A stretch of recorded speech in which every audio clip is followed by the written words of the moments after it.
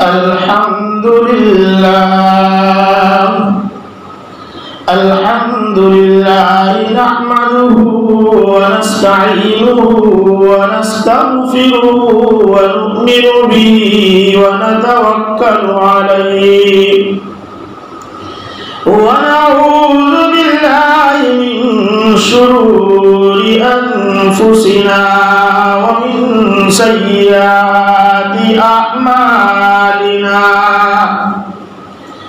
من يهده الله فلا مضل له ومن يضلله فلا هادي له ونشهد أن لا إله إلا الله وحده لا شريك له ونشهد أن سيدنا وسندنا ومولانا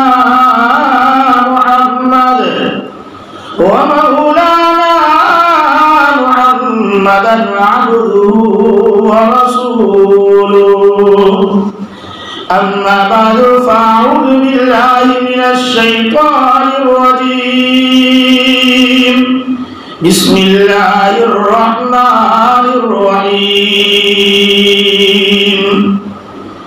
قل أعوذ برب الفلق من شر ما خلق ومن شر غاسق إذا وقب ومن شر النفاثات في العقد ومن شر حاسد إذا حسد صدق الله العظيم.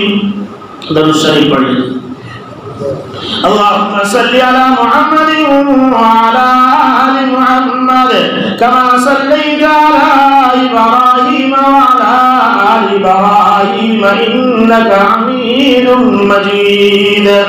اللهم بارك على محمد وعلى آل محمد كما باركت على إبراهيم وعلى آل إبراهيم إنك حميد مجيد. گرامی قدر عزیز دوستو، ابھی جو سورت تلاوت کی گئی یہ قرآن کریم کے آخر سے دوسری سورت ہے، 113 نمبر کی. اس کا شان نزول کیا ہے؟ نبی کریم صلی اللہ علیہ وسلم مکہ مکرمہ میں تھے. آپ صلی اللہ علیہ وسلم نے توحید کا پرچم لہرایا، اپنے بیگانے ہوئے، پریشانیاں جھیلنی پڑی، تکلیفوں کو برداشت کرنا پڑا. نبی کریم صلی اللہ علیہ وسلم کو حکم ہوا کہ مکہ چھوڑ دو اور اب آپ مدینہ چلے جاؤ. نبی کریم صلی اللہ علیہ وسلم جب مدینہ منورہ آئے تو مدینہ منورہ میں یہود رہتے تھے، یہود جسے یہودی اور اجرائیل آج کے وقت میں کہا جاتا ہے. ان کو حضور اکرم صلی اللہ علیہ وسلم سے حسد ہو گیا. حسد اس بات پر کہ آج تک جو انبیاء آ رہے تھے وہ سب کے سب اسحاق علی نبینا علیہ السلام کے نسل سے آ رہے تھے. اچانک سے رسول اکرم صلی اللہ علیہ وسلم جبکہ ان کی کتاب تورات میں یہ پہلے سے تھا کہ آخری نبی محمد مصطفیٰ صلی اللہ علیہ وسلم کی آمد ہوگی اور وہ خاتم النبیین ہوں گے، ان کی ساری نشانیاں ان کی کتاب کے اندر موجود تھی. انجیل میں جو عیسیٰ پر اتری اس میں یہ ساری نشانیاں موجود تھی. اس کے باوجود نبی کریم صلی اللہ علیہ وسلم چونکہ اسماعیل علیہ السلام کی اس میں آئے، اس وجہ سے ان کو حسد ہو گیا. حسد کے چلتے انہوں نے نبی کریم صلی اللہ علیہ وسلم پر جادو کیا. جادو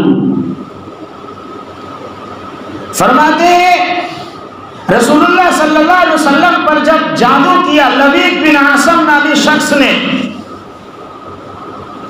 اب حضور اکرم صلی اللہ علیہ وسلم کی حالت یہ ہو گئی تھی کام کرتے لیکن حضور کو یہ ہوتا کہ میں نے ابھی وہ کام نہیں کیا ہے. کشمکش میں حضور اکرم صلی اللہ علیہ وسلم جو ہیں وہ رہنے لگے. ایک روز اللہ کے رسول صلی اللہ علیہ وسلم نے حضرت عائشہ صدیقہ رضی اللہ تعالیٰ عنہ سے فرمایا کہ عائشہ میری جو یہ حالت ہے اللہ تعالیٰ نے مجھے خواب میں بتلا دیا کہ میری یہ حالت کیوں ہے. پھر آپ صلی اللہ علیہ وسلم نے اپنا خواب سنایا. فرمایا میں نے خواب میں دیکھا کہ دو فرشتے ہیں اور ایک فرشتہ یہ پوچھ رہا ہے کہ محمد کی صلی اللہ علیہ وسلم ایسی کیوں حالت ہے؟ تو کہا ان کے اوپر تو جادو کر دیا ہے. پھر اس نے پوچھا فرشتے نے دوسرے فرشتے سے کہ کس نے جادو کیا؟ تو کہا لبید نے کیا ہے. پھر پوچھا کہ جادو کس چیز کے ذریعے کیا ہے؟ کہا جادو محمد مصطفیٰ صلی اللہ علیہ وسلم پر یہ جو کنگا کرتے کنگی اس کنگے کے اندر جو بال لپٹے ہوتے ہیں اس کنگے کے اندر جو ہے وہ بال لپیٹ کر گرہ مارا ہے. 11 گرہے لگائے ہیں اس کے ذریعے سے جو ہے وہ جادو کیا ہے. تو کہا وہ کنگی اور وہ بال کہاں ہے؟ تو کہا وہ بیر زروان کے اندر اس لبید نے جا کے دفنا دیا ہے.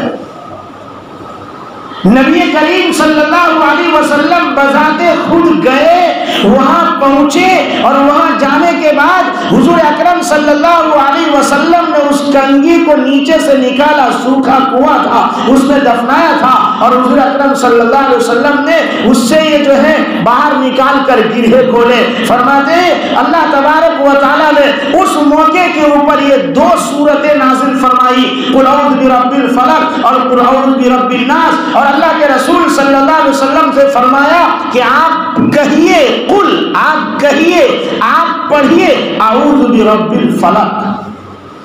فرماتے ہیں حضور اکرم صلی اللہ علیہ وسلم یہ پڑھتے جا رہے تھے اور اس میں سے ایک ایک گرہ کھلتا جا رہا تھا.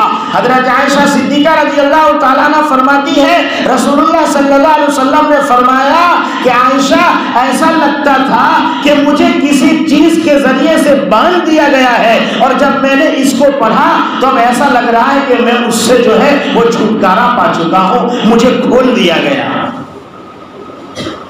یا ایک بات یاد رکھیے حضور اکرم صلی اللہ علیہ وسلم کو آج انسان کی طرح بھوک بھی لگتی ہے, حضور اکرم صلی اللہ علیہ وسلم کو پیاس بھی لگتی ہے, حضور اکرم صلی اللہ علیہ وسلم کو عام انسان کی طرح جو ہے جس طرح دوسرے بخار زدہ ہوتے ہیں ایسے حضور کو بخار بھی آتا ہے, حضور کو نزلہ اور کھانسی بھی ہوتی ہے. لیکن حضور اکرم صلی اللہ علیہ وسلم پر کوئی کیسا بھی جادو کرے, کوئی کیسی کوشش کر لے, لیکن رسالت کے کام میں نبوت کے کام میں خلل نہیں ڈال سکتا. یہ خصوصیت انبیاء ہے. کیسے ہی جادو کرو فرائض پر اثر انداز نہیں ہوگا. تو آپ صلی اللہ علیہ وسلم نے یہ سورت پڑھی اور اس کے بعد فرماتے ہیں ایک صحابی آپ صلی اللہ علیہ وسلم نے فرمایا کہ میں تم کو بتلاؤں ایک چیز. فرمایا یا رسول اللہ ضرور. فرمایا اللہ تبارک و تعالیٰ نے مجھے 2 ایسے سورتیں عطا فرمائی ہے کہ مجھ سے پہلے کسی کو یہ سورت نہیں دی گئی.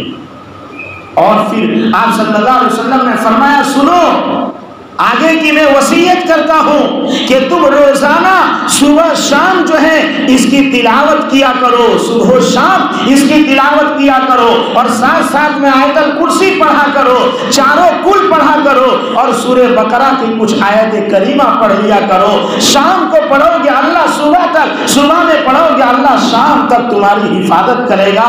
فرماتے حضرت عائشہ صدیقہ رضی اللہ تعالیٰ عنہ فرماتی ہے آپ صلی اللہ علیہ وسلم کی عادت شریفہ تھی, آپ صلی اللہ علیہ وسلم چاروں کل اور آیت الکرسی اور سورہ بقرہ کی چند آیتیں پڑھتے اور اس کو اپنے ہاتھ کے اوپر پھونک مارتے اور خود آپ صلی اللہ علیہ وسلم اس طرح اپنے بدن کے اوپر ہاتھ پھراتے پورے جسم کے اوپر. مرض الوفات کا واقعہ لکھا. فرماتی حضرت عائشہ صدیقہ رضی اللہ تعالیٰ عنہ کہ حضور صلی اللہ علیہ وسلم اپنا ہاتھ خود پھرا نہیں سکتے تھے, اپنے ہاتھ کو ادھر اٹھا نہیں سکتے تھے, اس وجہ سے مشکل ہو رہا تھا. تو میں نے اس 4 کل کی آیت الکرسی کی تلاوت کی اور آپ صلی اللہ علیہ وسلم کے ہاتھ پر میں نے پھونکا اور میں نے پکڑ کے آپ صلی اللہ علیہ وسلم کے جسم کے اوپر اس کو پھرایا. فرماتے ہیں آخری گھڑی تک حضور اکرم صلی اللہ علیہ وسلم کا یہ عمل رہا. آپ صلی اللہ علیہ وسلم بستر پہ جاتے وقت یہ عمل کرتے تھے.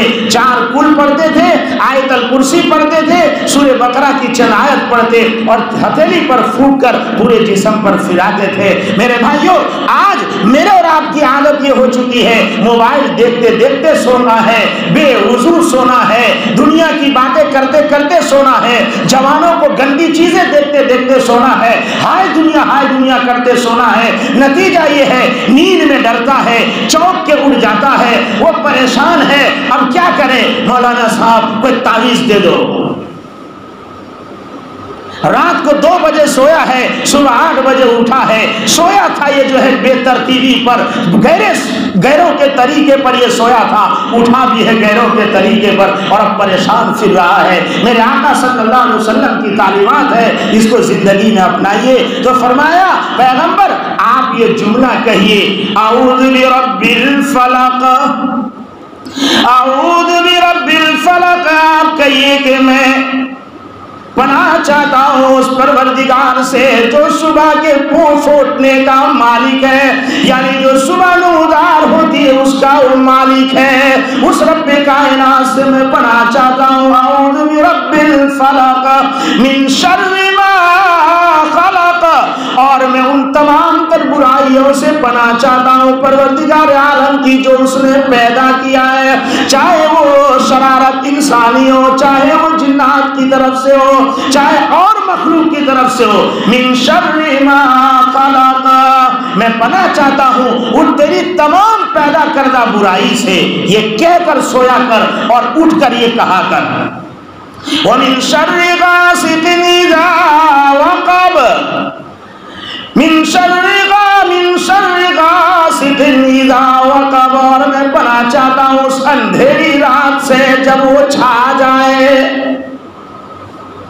ہاں, رات کی اندھیری سے. اللہ تبارک و تعالی قرآن کریم میں فرماتا ہے ارائیتم ان جعل اللہ علیکم اللیل سرمدا الی یوم القیامہ.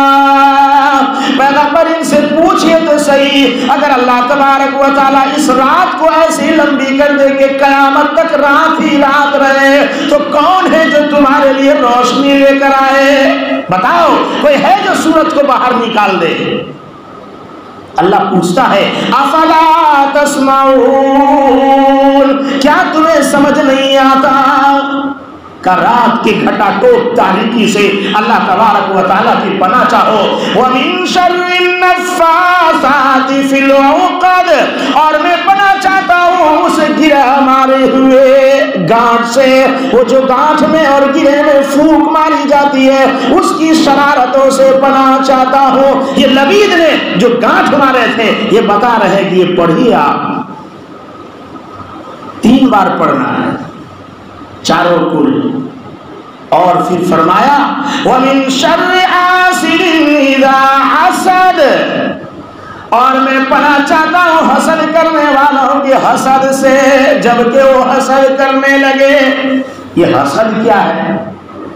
جب کہا نا من شر ما خلق, تو من شر ما خلق میں یہ حسد داخل ہے. ہر وہ برائی اور شرارت جو آپ نے پیدا کی ہے, الگ سے حسد کو پھر بیان کیا. حسد کہتے ہیں کسی کی نعمت, چاہے وہ علم کی ہو, دولت کی ہو, عزت کی ہو, شہرت کی ہو, کسی بھی چیز کی ہو, اس کو دیکھ کر بس پیٹ میں درد ہوتا ہے کہ یہ کیوں آگے جا رہا ہے, بس یہ کیوں آگے جا رہا ہے, اس کے پاس یہ رہنا نہیں چاہیے, یہ سب چھین کے مجھے ملے یا نہ ملے. وہ ملنے کی چاہت رکھتا ہے کہ اس کا سب ڈوب جائے مجھے مل جائے, یا یہ کہ مجھے ملے یا نہ ملے وہ ڈوب جائے.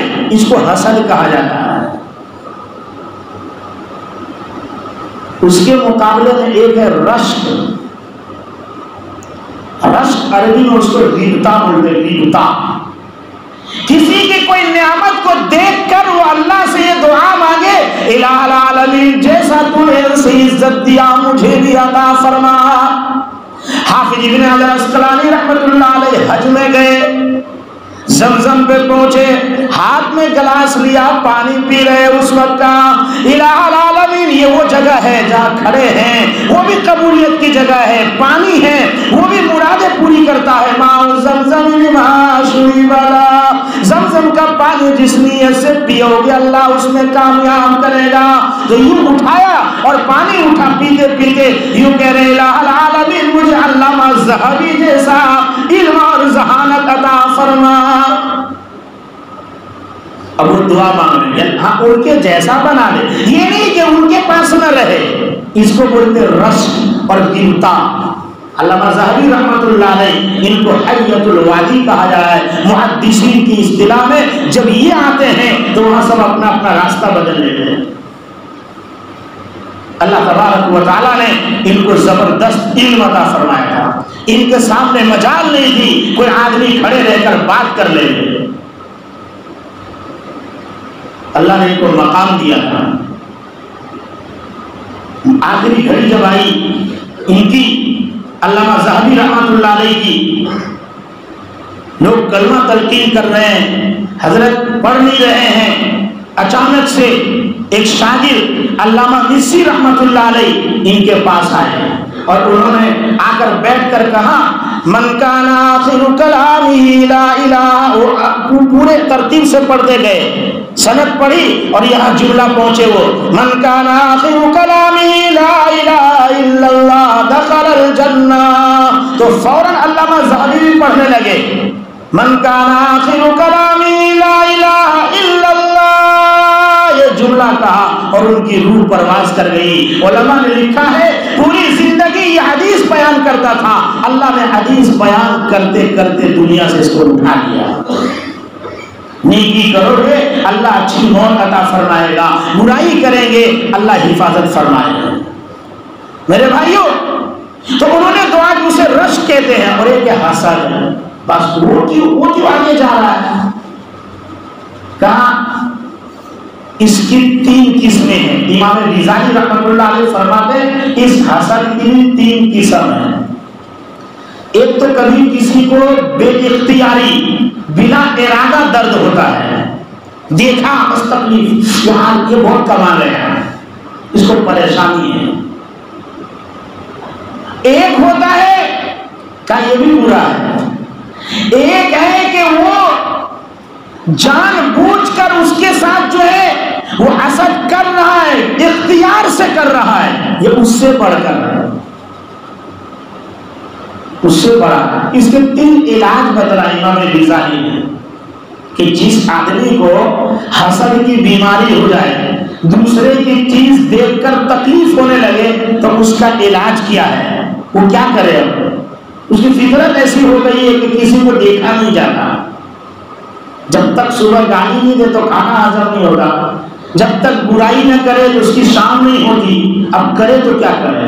امام غزالی نے فرمایا کہ جب آدمی کے اندر یہ بیماری پیدا ہو جائے تو وہ ایک غیر اختیاری طور پر بھی اسے جب یاد آیا ایسا کہ اس کا کیوں اچھا ہوا، تو کہا فوراً جو ہے تو اللہ تبارک و تعالیٰ سے استغفار کرنا شروع کر دے کہ اللہ معاف فرما، اپنے نفس کو برا کہے، یہ تو برا سوچ رہا ہے، بہت غلط سوچ رہا ہے، اپنے نفس پر کوسنا شروع کر دے اور اپنے نفس کے لیے استغفار کرنا شروع کر دے۔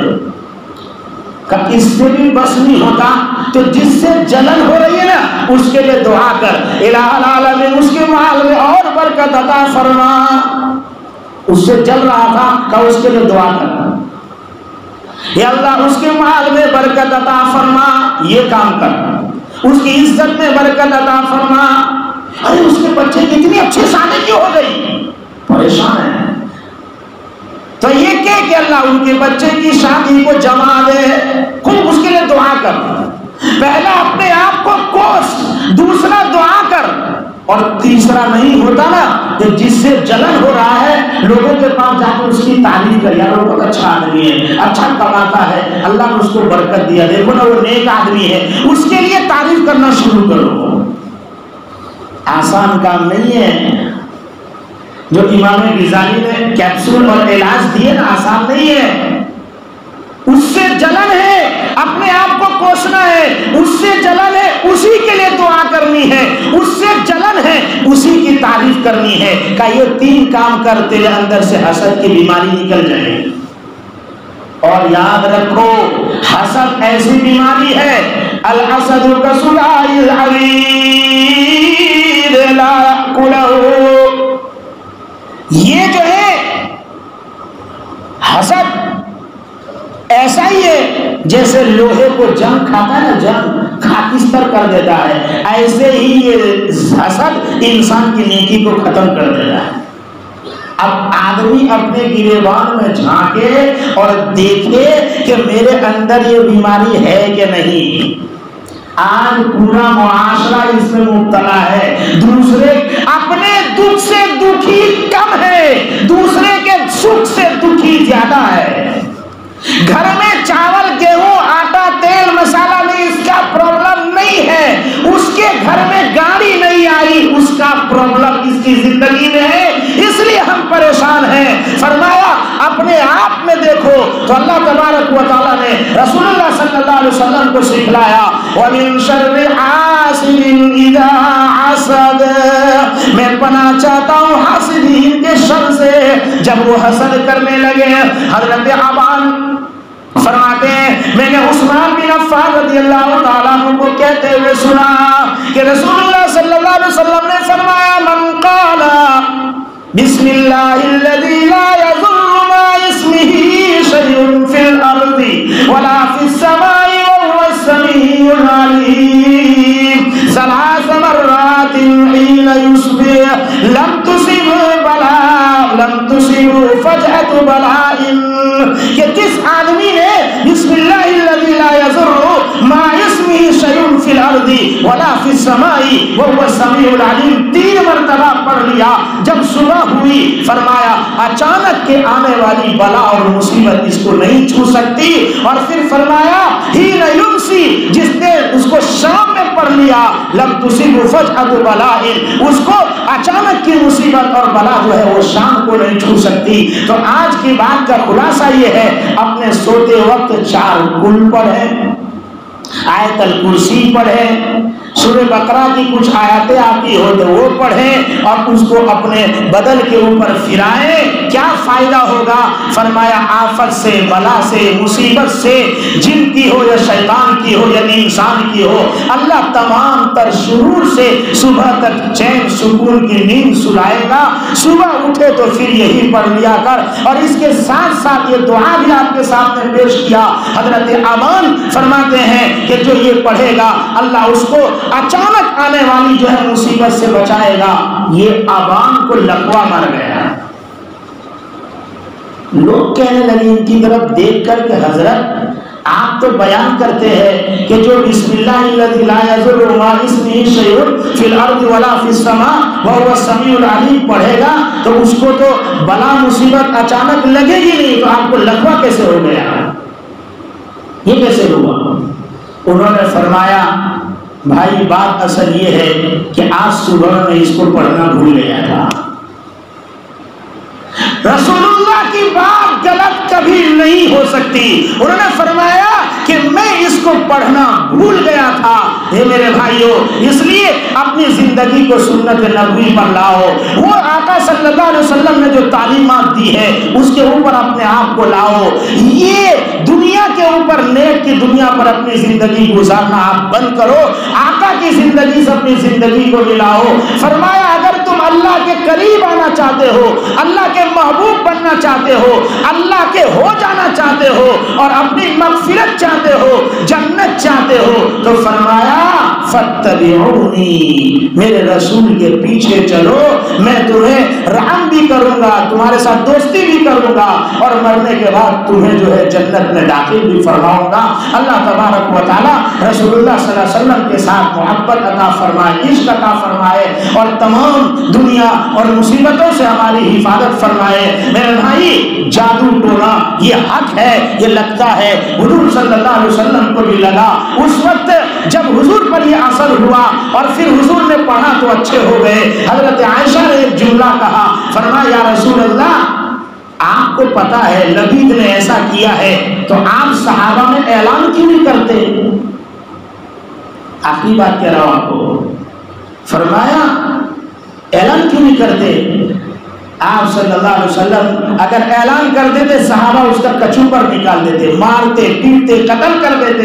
حضرت محمد مصطفیٰ صلی اللہ علیہ وسلم کی ذات اقدس پہ قربان جاؤ، نبی نے فرمایا عائشہ میں تو اچھا ہو گیا، پھر میں کیوں اسے تکلیف میں مبتلا کر کے اس سے انتقام اور بدلہ لوں؟ میرے نبی نے بدلہ لینا نہیں سکھایا۔ ہم اپنے آپ پڑھیں، اپنے آپ کی حفاظت کریں، کسی کے بدلے کی نہ ٹھانیں۔ انسان جب صبر کر لیتا ہے تو پھر اللہ اس کی طرف سے خود بدلہ لیتا ہے، اور صبر کرنے والوں کے لیے اللہ اعلان کرتا ہے انما یوفی الصابرون اجرهم بغیر حساب، تجھے اتنی نیکی دوں گا کہ تو گن بھی نہیں پائے گا۔ اللہ تبارک و تعالی ہمیں اور آپ کو قرآن و حدیث کے مطابق زندگی گزارنے والا بنائے۔ عید و عظمت وارجو اللہ جہاں آمین۔ بعد وآخر دعوانا الحمدللہ رب العالمین۔